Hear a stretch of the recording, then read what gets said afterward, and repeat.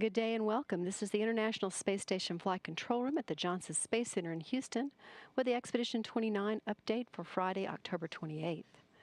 Flight Director Jerry Jason is leading today's team of flight controllers, and serving as spacecraft communicator at Capcom today is Kathy Bolt.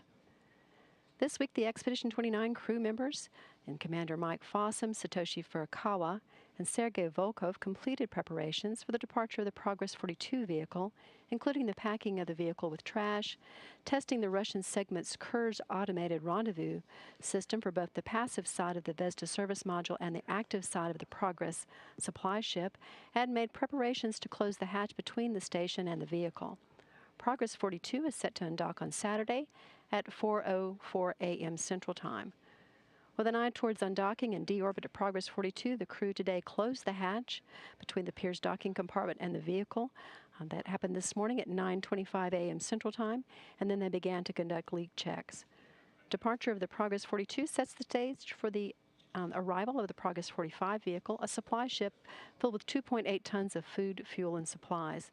That supply ship will launch at 5:11 a.m. Sunday, 4:11 p.m. Baikonur time, and dock to the station on Wednesday, November 2nd at 6:40 a.m. Central Time. All of this can be seen on NASA television. Progress 45 and its Soyuz booster rolled to the launch pad today at the Baikonur Cosmodrome in Kazakhstan. The Progress 45 launch will be the first for this configuration of the Soyuz booster rocket since the third stage engine failure in the flight of August 24th. That failure resulted in the loss of that Progress cargo craft, the station's Progress 44. Earlier today, Volkov and Furukawa conducted a training session with the terabotically operated rendezvous system in the Vesda service module.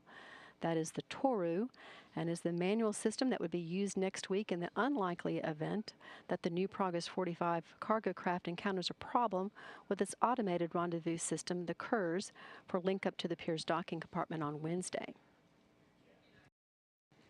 During the crew's daily Earth observations, a time to capture video and photographs for scientists studying Earth's changes, this week the crew was able to video Hurricane Rina as the hurricane swept over southern Mexico. At its peak on Wednesday, Rina was near a Category 3 hurricane, but weakened Thursday as it closed in on Cancun and other resorts on Mexico's popular Caribbean coast. Rina is now a tropical depression. Hurricane Rina also impacted NASA's 15th Extreme Environment Mission Operations, or known as NEMO. The 6 aquanauts of NEMO crew left the facility where they lived for 5 days and returned to the surface of the Florida Keys National Marine Sanctuary in Key Largo on Wednesday.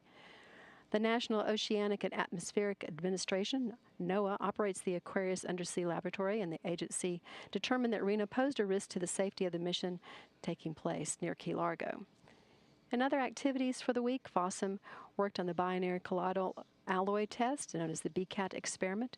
This experiment lays the foundation for nanotechnology and nanomechanical systems in space and could apply to ceramics, composites, and optical filters here on Earth. Fossum also performed the SPRINT experiment, which evaluates the use of high-intensity and low-volume exercise training to minimize the loss of muscle, bone, and cardiovascular function in station crew members. This study will help a scientist plan longer missions, such as travel to an asteroid or to Mars. And Fossum also performed the final VO2 max experiment this week. This study evaluates oxygen uptake by crew members and relates to the ability of an astronaut to perform an egress task, the task required to abandon the station, while wearing a launch and escape spacesuit.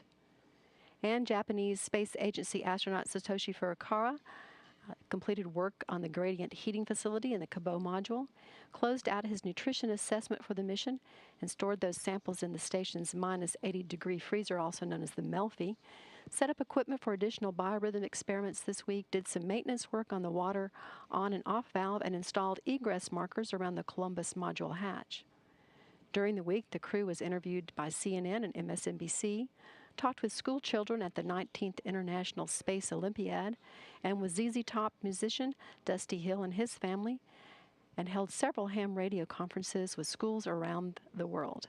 Furukawa also responded to questions from students at the Sega Space and Science Museum at the Takayama Astronomical Observatory. In other news this week, the Expedition 2930 crew, U.S. astronaut Dan Burbank and Russian cosmonauts Anton Shkaplerov and Anatoly Ivanishin, conducted a news conference at the Gagarin Cosmonaut Training Center in Star City, Russia, toured Red Square in Moscow, where they laid commemorative flowers at the Kremlin Wall, and began preparations to fly to the Baikonur Cosmodrome in Kazakhstan on Monday to get ready for their launch to the station on the Soyuz 28 at 10:14 p.m. on November 13th. For more information on the space station and Expedition 2930, be sure to look for the International Space Station homepage on the web. Find us on Facebook and follow us on Twitter at NASA_International Space Station or NASA_Johnson. This is Mission Control Houston.